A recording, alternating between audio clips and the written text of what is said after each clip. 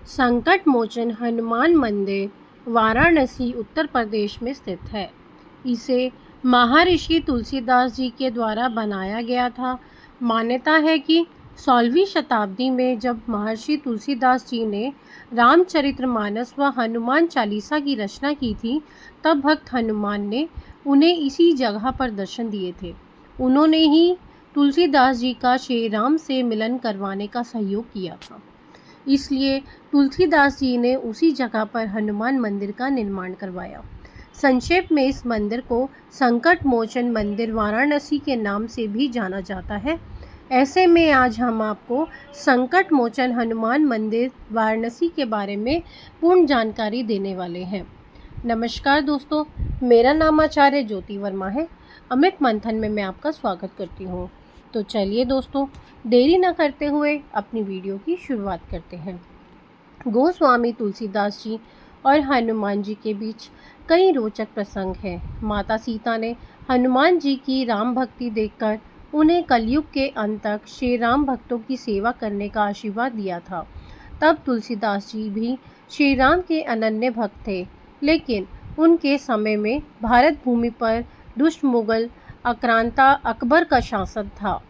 ऐसे में उसने तुलसीदास जी पर भी भीषण अत्याचार किए थे।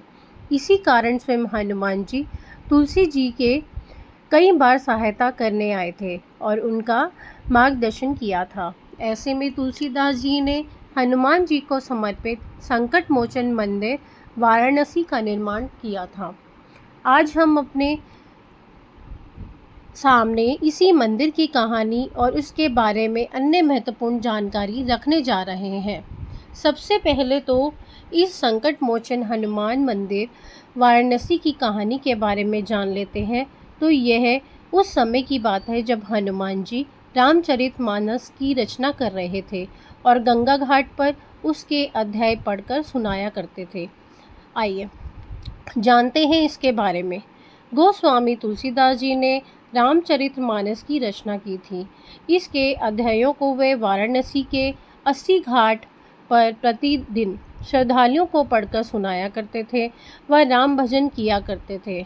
उनकी कथा सुनने एक वृद्ध कुष्ठ रोगी प्रतिनिधि सबसे पहले आता और अंत में जाता। वह सभी भक्तों के पीछे अंत में बैठा करता था।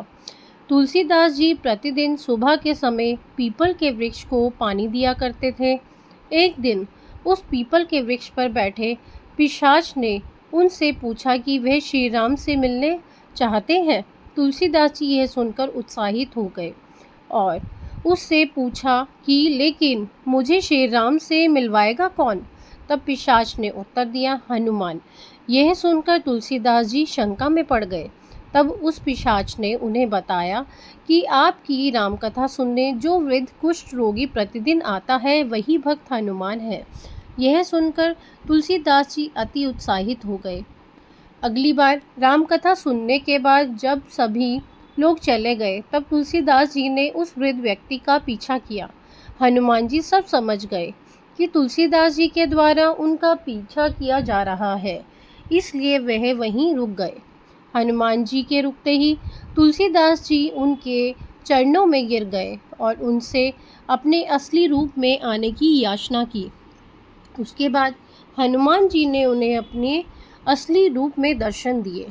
तब महर्षि तुलसीदास जी ने प्रथम बार हनुमान जी की सामने अपनी लिखी हनुमान चालीसा का पाठन करके सुनाया।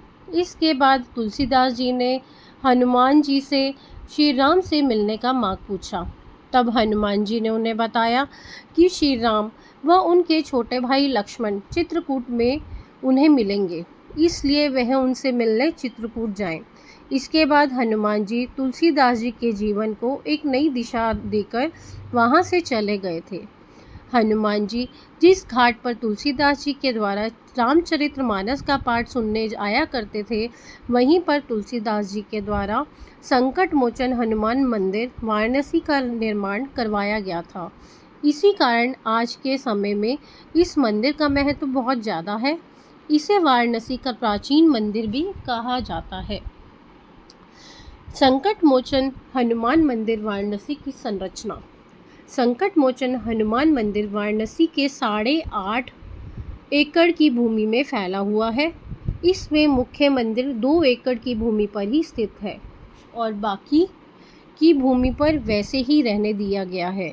मंदिर के अलावा बाकी की भूमि एक वन क्षेत्र है। इस वन में हनुमान जी के ही रूप बंदर हजारों की संख्या में यहाँ वहाँ घूमते रहते हैं। आइए इस मंदिर की संपूर्ण संरचना के बारे में जान लेते हैं। मंदिर के हनुमान जी की मूर्ति। मंदिर में भगवान हनुमान जी की मूर्ति इस तरह स्थापित की गई है कि उसका मुख अपने प्रभु श्री राम की ओर रहे और वह उन्हीं की ओर एकटक देखा जा रहे हैं। भगवान हनुमान की मूर्ति के सामने श्री राम, माता सीता व लक्ष्मण जी की मूर्तियां स्थापित है। संकट मोचन हनुमान मंदिर वाराणसी में हर वर्ष लाखों की संख्या में श्रद्धालु आते हैं। वह भगवान हनुमान जी के अपने संकटों को दूर करने की प्रार्थना करते हैं। यहाँ भगवान हनुमान को बेसन के लड्डुओं का प्रसाद चढ़ाया जाता है।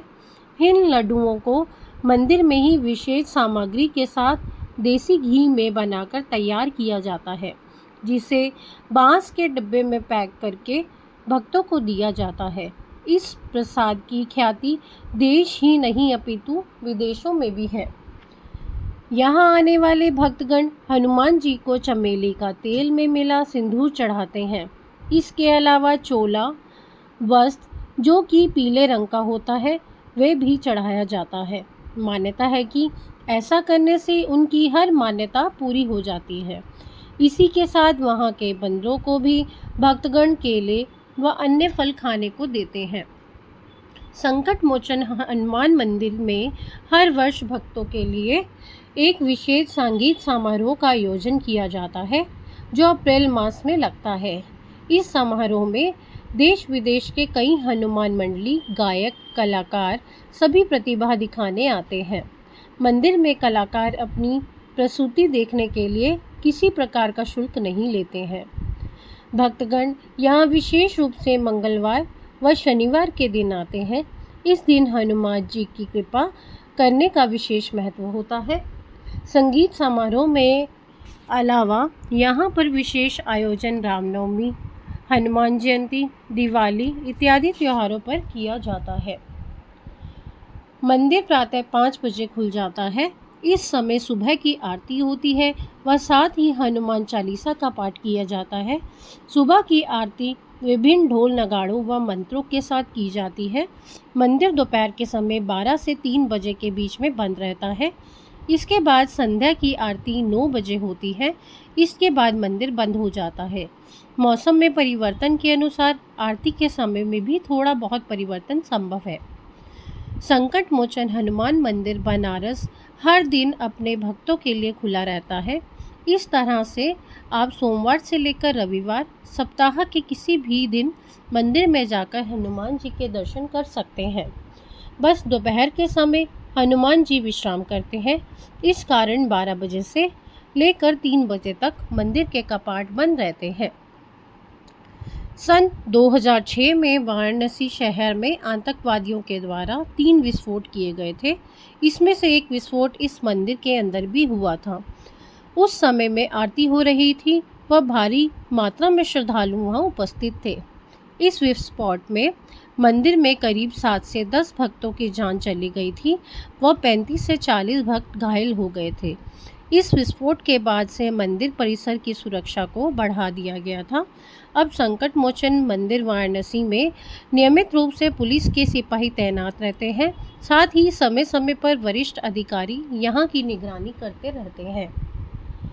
यह मंदिर भारत के सबसे बड़े व प्राचीन धार्मिक शहर वाराणसी में स्थित है, जो भारत के प्रधानमंत्री श्री नरेंद्र मोदी का संसदीय क्षेत्र भी है। यहाँ के लिए अपने देश के सभी बड़े शहरों से रेलगाड़ी व बस की सुविधाएं मिल जाती हैं। इसी के साथ यहाँ एयरपोर्ट भी बन चुका है।